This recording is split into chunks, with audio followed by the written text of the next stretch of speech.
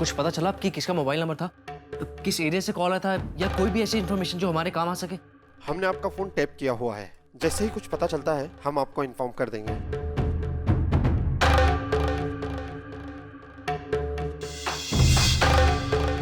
भैया कुछ पता नहीं चला।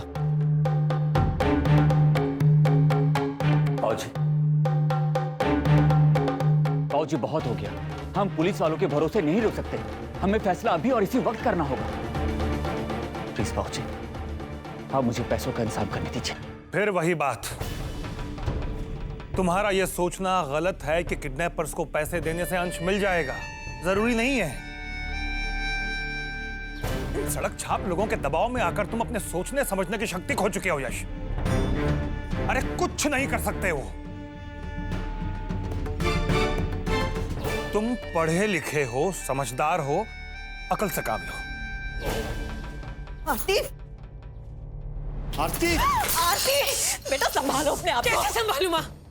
ये जानते हुए कि इनकी वजह से मेरे बच्चे की जान जा सकती है। आरती हुआ क्या है बताओगी भी? बताऊंगी बाबूजी, सब बताऊंगी, लेकिन पहले उन्हें बताऊंगी जिन्हें पता होना चाहिए। आरती, मेरी बात सुन बेटा। आरती, सुनो तो आरती, मेरी बात सुन बच्चा। पुलिस पर भरोसा रखने की बात कर रहे थे ना? पुलिस के होने के बावजूद उसने मुझे फोन किया। बहुत हो गया।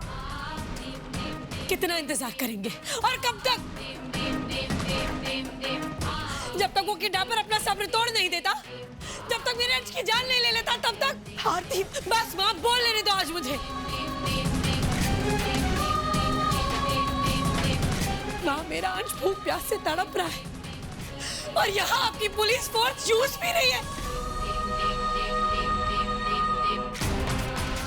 मैं आपसे पूछती हूँ बाबूजी, आप भी तो एक पिता है ना, फिर आपका दिल इतना कठोर कैसे हो सकता है? तमीज से बात करो बहू। तुम अपने ससुर के सामने खड़ी हो, इनके सामने आज तक इनके बेटों की हिम्मत नहीं ऊंची आवाज में बात करने की। तुम तो बहू हो। बहू हो तो क्या हुआ? बोलने का अधिकार नहीं है क्या मुझे? चाहे मेरे अंश की जान चली जाए, मैं चुप रहूं? नहीं मम्मी जी, माफ कीजिएगा, पर आज मैं चुप नहीं रहूंगी। मैं आपसे पूछती हूँ बाबूजी, जब उस किडनैपर ने मना किया था कि पुलिस वालों को इन्फॉर्म मत करना, तो क्यों इन्वॉल्व किया पुलिस वालों को इस केस में? क्यों बताया आपने उन्हें? एक बार नहीं सोचा कि वो मेरे अंश की जान ले सकते? आप क्या सोचेंगे? एक माँ का दर्द आप क्या जानेंगे? शायद आपके सीने में दिल ही नहीं है। बस बहू, समझाओ इसे, अपनी सीमा में रहे। बहू, हम सब चुपचाप तुम्हारी बकवास सिर्फ इसलिए सुन रहे क्योंकि तुम्हारा बच्चा खोया है और हम तुम्हारा दर्द समझते हैं, लेकिन इसका मतलब ये नहीं कि तुम कुछ भी बकती जाओगी।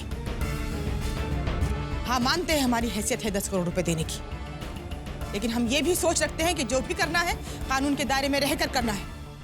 तब तक बहुत देर हो चुकी होगी, वो मार दे मेरे अंश को।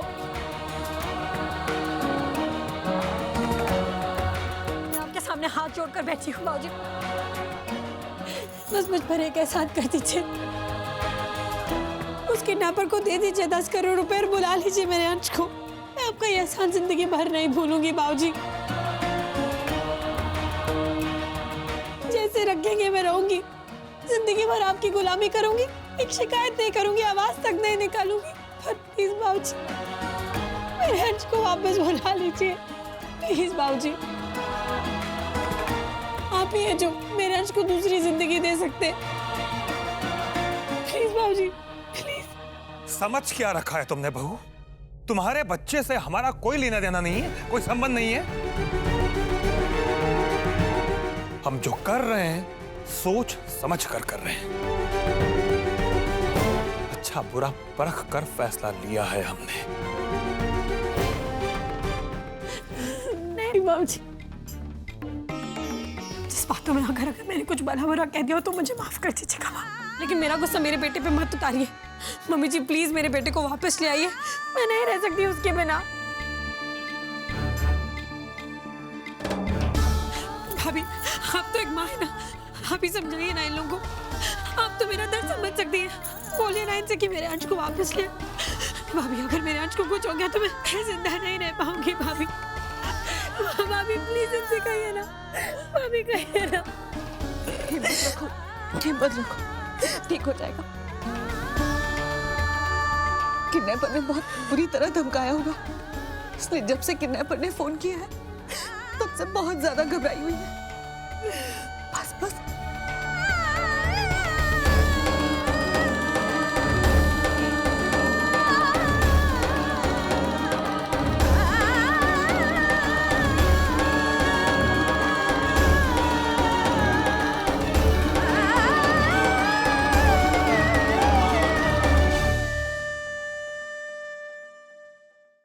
मैंने कहा ना आरती जी कि अंश मेरी जिम्मेदारी है और मेरे होते हुए अंश को कुछ नहीं होगा।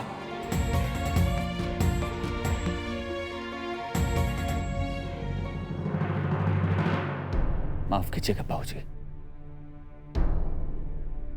समय बहुत कम है और मैंने फैसला कर लिया है कि 10 करोड़ का इंतजाम मैं ही करूंगा और हर हाल में अंश को वापस घर लेकर आऊंगा।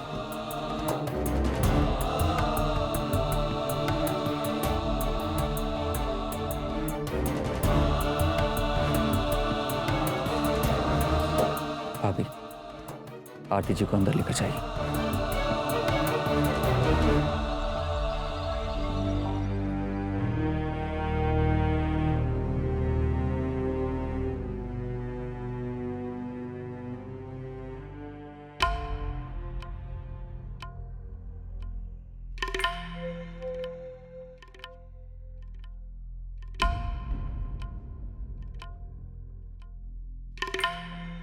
परिधि बहू चलो।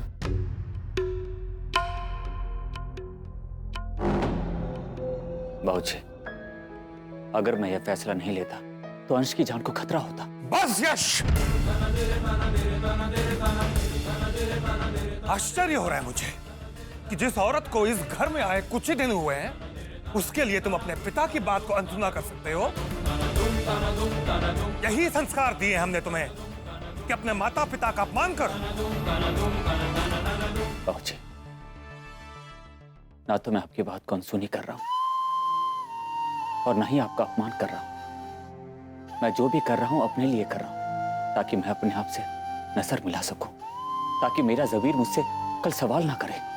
बाबूजी, मैंने ये शादी करते समय अपने आप से वादा किया था कि अंश के साथ कभी नाइंसाफी नहीं होने दूंगा।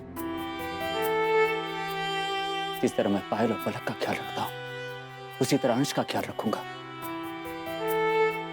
आज तक मैंने आपकी हर बात मानी है, लेकिन भाऊजी आज आपकी बात मैं नहीं मान सकता। आज अंश की जान खतरे में, तो फिर मैं चुप कैसे रह सकता हूं?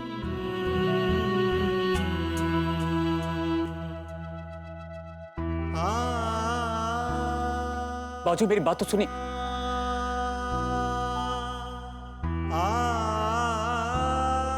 माँ, आप तो मेरी बात समझ सकती हैं ना?